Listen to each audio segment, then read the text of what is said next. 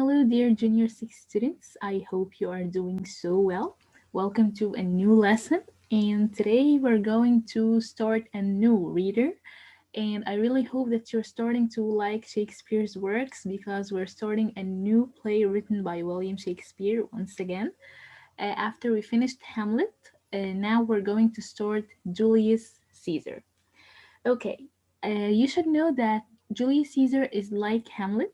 It is the one we are studying is a simplified version or an abridged version of the original text. It's shorter and very much easier in terms of the language used. This time, I will not show you a summary of the play and I will not spoil it for you. We will go lesson by lesson and see what happens. Okay, the first thing we will start with is that I'm going to show you the main character's presentation as we did in Hamlet.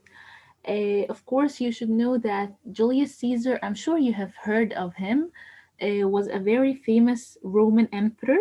And you should know that Julius Caesar and most of the characters in the play were real characters in real life. So they are not from William Shakespeare's mind, no, or his imagination, no. Most of these characters existed in real life before. From the name of this play, you think that it might be about the life of Julius Caesar. No, it's the total opposite. This play deals with the story of Julius Caesar's assassination or his death, how he got murdered. That's what we are going to do or know or learn as we read this play. Okay, so let's start. The first character we have is Julius Caesar, the title character. Julius Caesar was the ruler of Rome. He was a strong and wise man. He got killed by a group of men who feared his power. Okay, the second character is Brutus. Who is Brutus? Brutus was a friend of Caesar. He loved Caesar, but he loved Rome more. He loved his country more than he loved Caesar or his friend. He believed that Caesar shouldn't have more power. He believed that Caesar's power must be stopped. He joined the group of men who killed Caesar, and we will see what happened. The third character is Cassius, or sometimes it is pronounced Cassius, but let's pronounce it Cassius. Cassius was a very bad man. You should know that he was an evil man. He was the leader of the group of killers who killed Julius Caesar. He managed to convince Brutus to join him in his plan to kill Caesar. So he was the one who planned this whole thing. The following character is Mark Antony. Who was Mark Antony? Mark Antony was a good friend of Caesar. He fooled the killers, he deceived the killers, and turned the people against them. He joined Octavius and fought against Brutus and Cassius to get revenge. And we will see also how this happens within the story itself. Following character is Octavius Caesar. Octavius Caesar, of course, as you can see from the name itself, he was Caesar's nephew, his brother's son. He joined Antony with his army to take revenge on Brutus and Cassius for killing Caesar. So he was the one who revenged his uncle's death. The following character and the last character in our play is Calpurnia. Who was Calpurnia? Calpurnia was Caesar's wife. She had a bad dream of Caesar and asked him not to go out, but he didn't listen to her.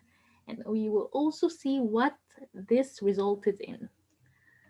Okay, so this ends our main character's presentation.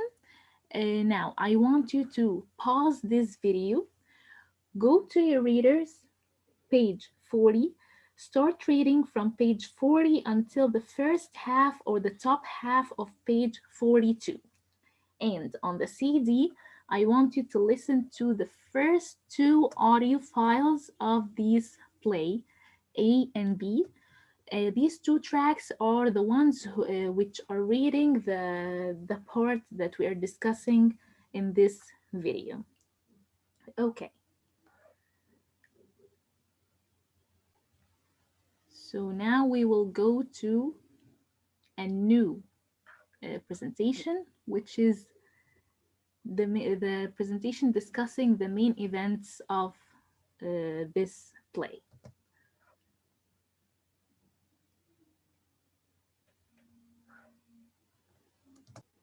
All right.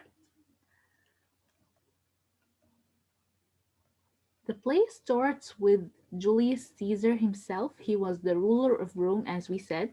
He was a very wise man and he had power, but he wanted more. He wanted to be more powerful. People in Rome liked Caesar and celebrated his victories. So Caesar was a very popular person with the people of Rome. They liked him very much. Brutus and Cassius were worried about Caesar and they thought that he had too much power. So there are two people who didn't like Caesar's increasing power. Cassius hated Caesar. He didn't like him at all. Why? Because he was jealous of Caesar's power. He was jealous that Caesar was very popular with the people and was a very powerful character. Caesar saw Brutus and Cassius talking. He said to Antony that he didn't like Cassius, and Antony told him not to be afraid of him. So Caesar knew that Cassius was not a good person. He was suspicious of Cassius. He thought that he was up to something and was planning for a bad thing. Of course, he was so, and we will know what he was planning for. There was a great storm in the city. Wild animals ran through the streets, men walking in the streets on fire, and the old man knew that something bad was about to happen. So imagine walking on the streets and or any street and you see a lion walking next to you out of nowhere, or someone who is literally on fire. He was burning. So it was a bad omen. It was a bad sign. Something bad was about to happen. Let's see what this bad thing was. Brutus couldn't sleep. He was unhappy about Caesar and thought about his talk with Cassius and believed that Caesar must die. Lucius, his servant, came to tell him that Cassius and some men were waiting to speak to him. So, in his opinion, or in Brutus' opinion, Caesar's power was not good for Rome, and Brutus loved his country, as we said, more than he loved Caesar. So he wanted to put an end to or stop Caesar's power. He thought that Caesar must die. This was the only solution for this problem. And Lucius came, the servant came to give Brutus a letter which said, "Wake up and stop Caesar from ruling Rome alone. You have to do something about it." Of course, we don't know who sent this letter, but can you think with me who sent it? Exactly, it was Cassius who sent Brutus this letter. Probably it was Cassius, yes. So after that, after reading the letter, some men came to visit Brutus. Brutus welcomed the men into his house. Cassius wasn't sure about Brutus because he was Caesar's friend. He didn't know whether he would join them or not. Finally, Brutus agreed to help with Cassius' plan to kill Caesar. So, Cassius thought that Brutus wouldn't agree to help them, as we said, because he was Caesar's friend and he wouldn't kill his friend, of course. But to our surprise, that's what shocked us, Brutus agreed to betray his friend. So again, this play is a play about betrayal, a story of betrayal, like we said in Hamlet. So betrayal happens here once again. Cassius planned to kill Antony too. However, Brutus told him that they didn't need to kill him because he would be powerless after Caesar's death. So Cassius wanted to kill Antony, Caesar's best friend. Why? Because if they killed Caesar, of course his best friend would want to take revenge. We would want to kill the people who killed his friend. So Brutus told him that they didn't have to kill Antony because he would be weak after Caesar's death. He would be so sad, he would be too sad and too weak to take any action. Uh, okay, and they would be more powerful, the killers would be more powerful than Antony himself. He wouldn't be able to stand against them. Do you think that this is true? Well, we will see next time what happened and if they will follow this plan or not. So we will stop at this point. Um, you remember what we do after we discuss the summary of the play? Exactly. We look at the important quotations of this part. Okay. The first quotation that we should look at, or first, before showing you the first quotation, I should remind you of how we should answer a quotation question, or how we should deal with it. In this question, we should answer some questions about this quotation, such as who said this quote, to whom was it said, what was happening, or what was the occasion or the situation, who or what they were talking about. So, mainly, you should give me all the details or the whole situation of this quote. Okay, I hope you remember this from our discussion about Hamlet last time.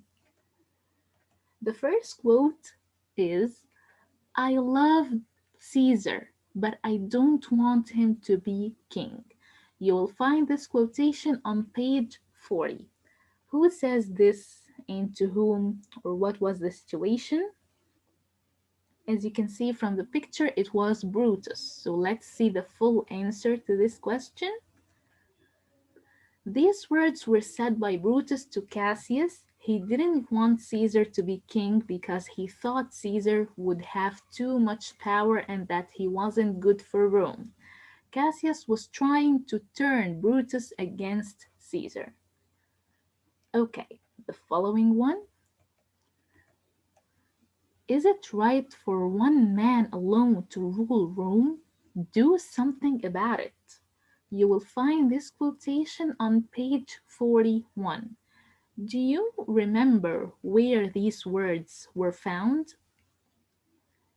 And from the picture, you should tell that these words were written and not said by a character. These words were written in a letter. Which letter? Exactly the letter that Brutus received. So, these words were written in the letter Brutus received. It was probably sent by Cassius, who wanted to make sure that Brutus would join them in his plan to kill Caesar. After sending this letter, he visited Brutus with some men to tell him about the plan. Okay, moving on to the following one and the last quotation on this part. We must kill Caesar's friend Mark Antony too. You will find this quotation on page 41 in case you would like to take a look at it. Who says this? From the picture, you can tell that it was Cassius, the evil man. So let's see the full answer. This quote was said by Cassius to Brutus and the other men. He wanted to kill Antony because he would be dangerous to them after killing Caesar. He thought that Antony would avenge or take revenge for his dead friend. and we will see what happened next time, inshallah. And at this point, we come to the end of our today's lesson. I really hope that you are starting to enjoy this play or starting to enjoy Shakespeare's works. Next time, inshallah, I will see you in another part or another video discussing Julius Caesar. Goodbye and stay safe.